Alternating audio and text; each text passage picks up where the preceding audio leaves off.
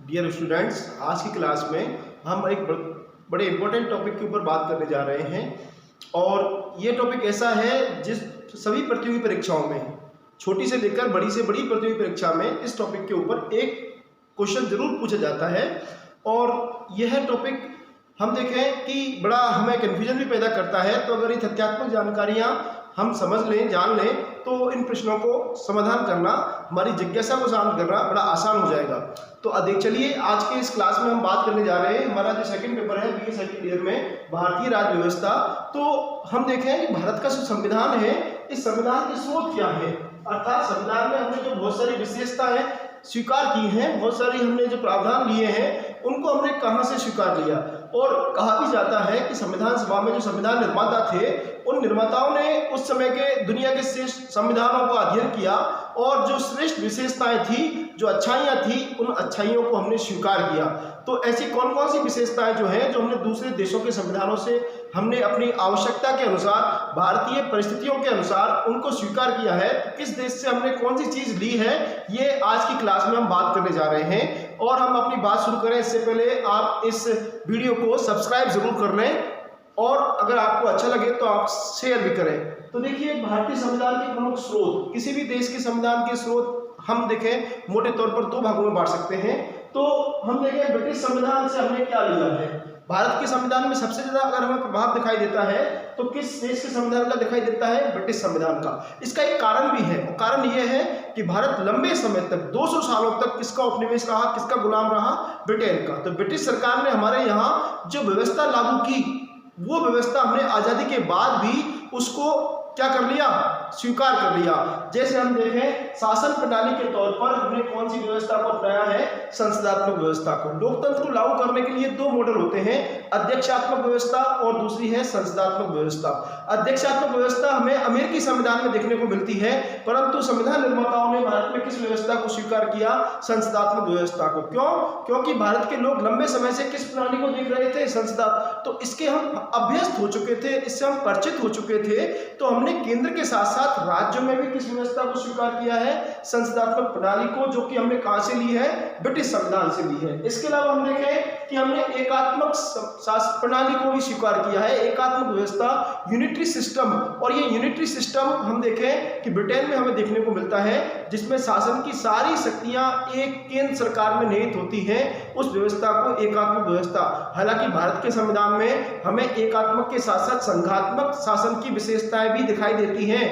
भारत का संविधान न तो पूरी तरह से एकात्मक है, न पूरी तरह से संघात्मक है। तो जो एकात्मक व्यवस्था की विशेषताएं जो हैं, चाहे हम नौकरशाही की बात करें, चाहे हम, तो वो व्यवस्था हमने कहां से स्वीकार की है?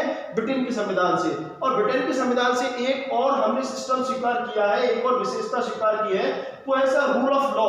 ये रूल ऑफ लॉ, विधि का शासन, रूल ऑफ लॉ, कानून का शासन जो है, यह है डायसी।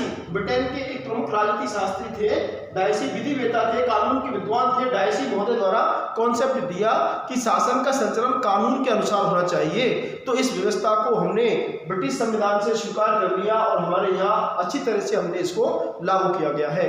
तो ब्रिटिश संविधान हमारे लिए कई चीजों को प्रेरणा स्रोत रहा।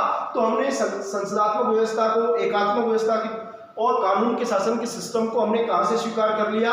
हमने ब्रिटिश संविधान से स्वीकार कर लिया। इसके अलावा अमेरिकी संविधान से भी हमें कई चीजें अच्छी देखने को मिली, जो हमने स्वीकार की। जैसे हम देखें, हमारे संविधान की प्रस्तावना में हमने स्वतंत्रता की घोषणा जो की है, वो स्वतंत्रता की घोषणा अमेरिकी स्वतंत्रता घोषणा की हमें याद दिलाती है। इसके अलावा हम देखें कि हमने जो उपराष्ट्रपति का पद जो है, उपराष्ट्रपति का पद, कि वह पदेन रूप से राज्यसभा का सभापति होता है, तो उसी उपराष्ट्रपति पद को हमने कहां से स्वीकार किया है? अमेरिकी संविधान से स्वीकार किया है। साथ ही अगर हम देखें कि भारत के संविधान में अमेरिकी संविधान की अगर कोई सबसे बड़ी देन है, तो सबसे बड़ी देन हम देखें क्या है? फंडामेंटल राइट्स, मूल अधिकार। अमेरिकी संविधान दुनिया का पहला संविधान था जिसमें लिखित रूप में किसकी बात की गई थी? मूल अधिकारों की बात की गई थी। और वो मूल अधिकार हमने अमेरिकी संविधान को आदर्श मानते हुए हमारे भारत के संविधान निर्माताओं ने भी संविधान में मूल अधिकारों को स्वीकार किया है। तो यहाँ हमें अमेरिकी संविधान का इंप्रेशन, प्रभाव देखने को मिलता है।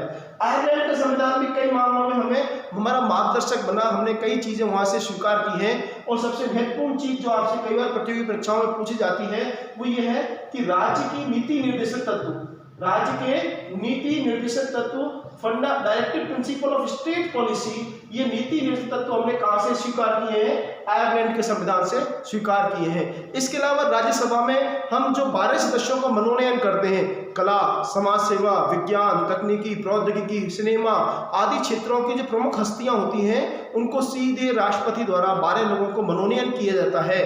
तो ये मनोनयन करने की कि उनके योगदान को, उनकी विद्वता को देश के शासन में कैसे किस प्रकार उपयोग किया जाए, तो ऐसे लोग जो चुनाव नहीं लड़ना चाहते और बड़े प्रतिष्ठित व्यक्ति हैं, बड़े विद्वान व्यक्ति हैं, उनको सीधे ही राष्ट्रपति द्वारा राज्यसभा के लिए मनोनीत कर लिया जाता है 6 वर्ष के लिए। तो इस व्यवस्था को हमने कहां से स्वीकार किया? आयरलैंड के संविधान से हमने स्वीकार किया। तो आयरलैंड के संविधान से हमने नीति निर्देशक तत्व स्वीकार किए। आयरलैंड के संविधान से हमने देखे कि राज्यसभा में जो 12 सदस्यों का मनोनयन किया जाता है, उस मनोनयन की व्यवस्था को हमने स्वीकार किया है। और इसके अलावा हम देखें कि हमारे यहाँ राष्ट्रपति का निर्वाचन एक निर्वाचक मंडल के द्वारा किया जाता है। राष्ट्रपति का निर्वाचन कौन करता है? एक निर्वाचक मंडल करता है। और इस निर्वाचक मंडल में हम देखें संसद के दोनों सदनों के निर्वाचित सदस्य और राज्यों की विधानसभाओं के निर्वाचित सदस्य मिलकर के एक निर्वाचक मंडल बनाते हैं। तो ये निर्वाचक मंडल का जो हमने कॉन्सेप्ट लिया है, वो भी कहां से लिया है साहब? ये आयरलैंड के संविधान से लिया है। कनाडा का संविधान, कनाडा के संविधान से हम देखें भारत में संघात्मक व्यवस्था को जो स्वरूप है संघात्मक व्यवस्था का, क्योंकि ये यूनियन शब्द जो है भारत के संविधान में आर्टिकल 1 कहता है कि India that is Bharat will be union of state, राज्यों का संघ होगा। तो ये यूनियन शब्द जो है, ये यूनियन शब्द हमने कहां से लिया है? कनाडा से हमने लिया है। और हम देखें कि कनाडा के संविधान की भांति भारत में अवशिष्ट शक्तियां, शक्ति विभाजन हमें केंद्र सूची, राज्य सूची, समवर्ती सूची और इन सूचियों के अलावा जो बाकी बचे कुछ विषय हैं जिनका उल्लेख किसी भी सूची में नहीं है, वो विषय हमने किसको सौंपे हैं? सब केंद्र सरकार को सौंपे हैं। तो वो अपशिष्ट विषय जो है ये केंद्र सरकार को सौंपने की बात हमने कहां से स्वीकार की है? कनाडा के संविधान से स्वीकार की है। ऑस्ट्रेलिया का संविधान हमने क्या सिखाता है? ऑस्ट्रेलिया संविधान से हमने ये समवर्ती सूची का कॉन्सेप्ट लिया है। समवर्ती सूची का कॉन्सेप्ट पूछा जाता है आपसे, कहां से लिया हमने? ये ऑस्ट्रेलिया के संविधान से लिया है। जापान का संविधान भी हमें देखें कि हमारे संविधान में अनुच्छेद 21 जो कि स्वतंत्रता के अधिकार की बात करता है, और अनुच्छेद 21 में एक शब्द काम में लिया गया है, बड़ा ही महत्वपूर्ण शब्द है, वो है कानून द्वारा स्थापित प्रक्रिया, प्रोसेस एस्टैब्लिश्ड बाय लॉ। कानून द्वारा स्थापित प्रक्रिया, ये कानून द्वारा स्थापित प्रक्रिया जो टर्म है, यह विशेषता है, ये हमने कहां से स्वीकार की है? जापान के संविधान से स्वीकार की है। तो इसके माध्यम से नागरिकों के हम देखें कि जो संसदीय सर्वोच्चता है और न्यायिक पुनरावलोकन है, इसके बीच समन्वय स्थापित किया गया है कि राज्य द्वारा जो अपना काम किया जाएगा वो किस प्रकार से किया जाएगा? कानून द्वारा स्थापित प्रक्रिया के माध्यम से किया जाएगा, जो कि अनुच्छेद 21 में उल्लिखित है। और ये कहां से लिया हमने? जापान के संविधान से। दक्षिण अफ्रीका के संविधान से हमने देखे, दक्षिण अफ्रीका के संविधान से हमने क्या लिया है? तो जब दक्षिण अफ्रीकी संविधान से हमने संशोधन प्रणाली, भारत के संविधान में जो संशोधन प्रक्रिया है, संविधान में जो संशोधन प्रक्रिया है, उस संशोधन प्रक्रिया को हमने कहां से स्वीकार किया है साहब? दक्षिण अमेरिकी संविधान से स्वीकार किया है। इसके अलावा जर्मनी का बीमर संविधान भी है, और जर्मनी का जो बीमर संविधान है, ये हमारे यहाँ आपातकाल संबंधी जो प्रावधान है, इमरजेंसी आपातकाल संबंधी जो प्रावधान है, इन आपातकाल संबंधी प्रावधानों को हमने कहां से स्वीकार किया है साहब? जर्मनी के बीमर संविधान से। हमने संविधान में बाद में मूल कर्तव्य जोड़े, और ये मूल कर्तव्य हमने कहां से लिए? ये मूल कर्तव्य सोवियत रूस के संविधान से ये मूल कर्तव्य की विशेषता को हमने स्वीकार किया। इसके अतिरिक्त हम देखें भारत के संविधान का एक बहुत बड़ा हिस्सा भारत शासन अधिनियम 1935, भारत शासन अधिनियम 1935 जो कि ब्रिटिश पार्लियामेंट द्वारा भारत में शासन संचालित करने के लिए पारित किया गया। इस भारत शासन अधिनियम 1935 से बहुत सारे प्रावधान हमने एज इट इज कहां से स्वीकार कर लिए? तो कई बार ये कहा भी जाता है, आलोचकों द्वारा टिप्पणी की जाती है कि भारत का संविधान जो है वो 1935 के भारत शासन अधिनियम की एक कार्बन कॉपी है, उसमें बहुत छोटा मोटा परिवर्तन करके उसको एज इट इज स्वीकार कर लिया गया है, परंतु ऐसा नहीं है। हम देखें कि भारत के शासन अधिनियम 1935 में हमने संस्थात्मक व्यवस्था को स्वीकार किया है, या हमने एकात्मक व्यवस्था को स्वीकार किया है, या हमने, परंतु कुछ और भी चीजें जैसे लोकतंत्रात्मक व्यवस्था है, वैश्विक मताधिकार है, स्वतंत्र एवं सर्वोच्च न्यायपालिका है, ये हमने अपनी आवश्यकता के अनुसार भी स्वीकार की है। तो 1935 के संविधान का प्रभाव निश्चित तौर पर हमारे संविधान में दिखाई देता है।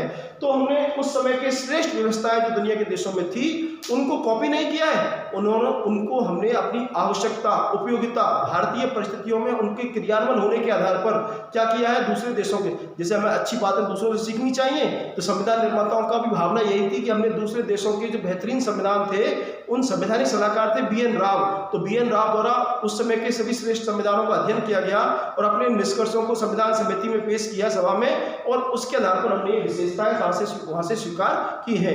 तो इसके आधार पर कई बार ये आरोप लगाया जाता है कि भारत का संविधान नकल किया हुआ संविधान है, कट कॉपी वाला संविधान है, कि दूसरे देशों के संविधानों से हमने क्या कर लिया, नकल मार ली, या हमने कट कॉपी पेस्ट कर लिया।